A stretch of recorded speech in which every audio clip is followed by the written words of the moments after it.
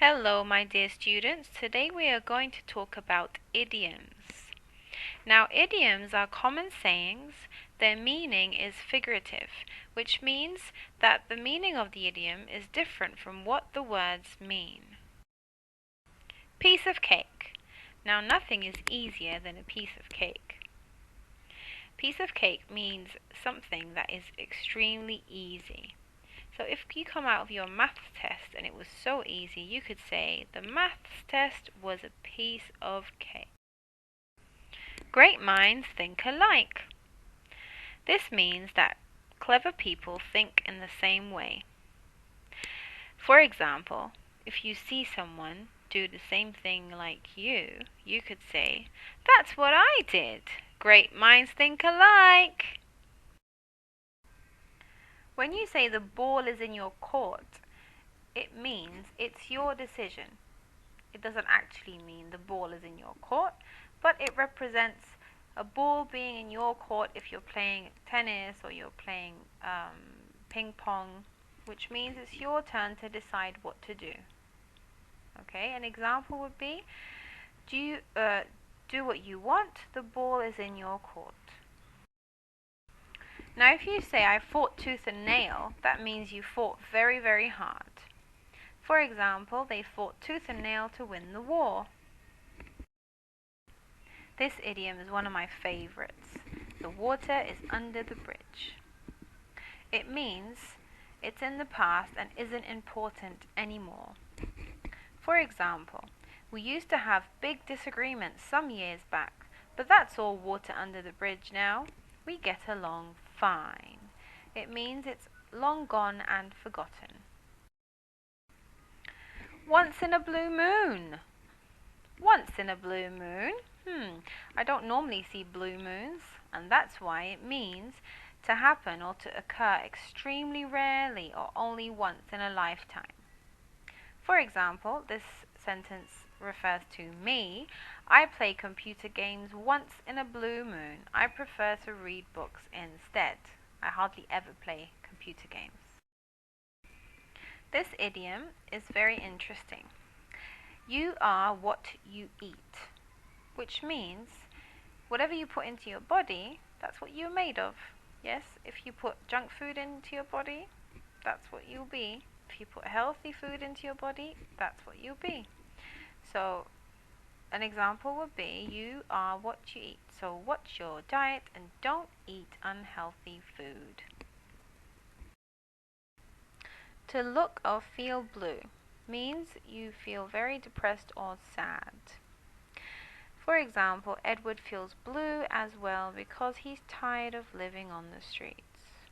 Or in Lion King, Simba felt very blue after his father passed away. It's a small world after all. It's a small world after all. Do you know that song? It's a song we used to sing when we were little. It's a small world means that the world is small, basically. So you can bump into people you know in unexpected places. Okay? For example, if you live in Egypt and then you travel to Paris and you saw your neighbor there, what's she doing there? Oh my God, it's such a small world. The example of the sentence says, "You won't believe who I saw in Paris. Monica, it's such a small world, isn't it?" Can you stop that? You're driving me up the wall. Which means you're annoying me very much. What about when you're in the car and a horrible song starts to play and then you can't get it out of your head? That song is driving me up the wall. I can't get it out of my head. I'm only joking. I was just pulling your leg. When you pull someone's leg, it means you're joking with them or you're teasing them. Don't worry about what he said. He's just pulling your leg. He's not serious. How much does that cost, please? Oh, it costs an arm and a leg. Okay, here you go. I don't think anyone would want to pay an arm and a leg for something. So when you say it cost an arm and a leg, it means it was very, very, very expensive. So if I asked you, how much was your new car? You would say, my new car cost me an arm and a leg. Okay, I was definitely not born with a silver spoon in my mouth. To be born with a silver spoon in one's mouth means to be born in a rich family. You don't have to work for anything in your life, everything's there for you. Edward hasn't worked a day in his life. He was born with a silver spoon in his mouth. If you were not born into a rich family, you have to work for things. Yes, you have to earn your living. If you're born into a rich family, it's a bit different. All you have to do is eat and sleep, and that's about it. Okay guys, thanks for listening. Now turn to page 134 in your textbook.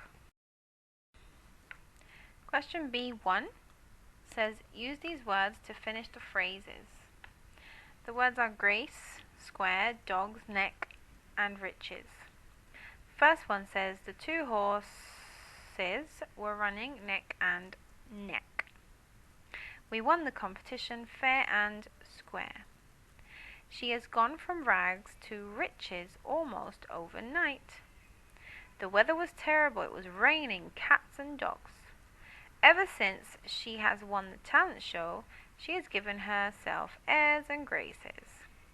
Now in the next question, we're going to have to match each one of these idioms to their meaning. Now go through each one of the idioms and the meanings in question B2. Try and match each idiom with the correct meaning. You can use the internet to help you.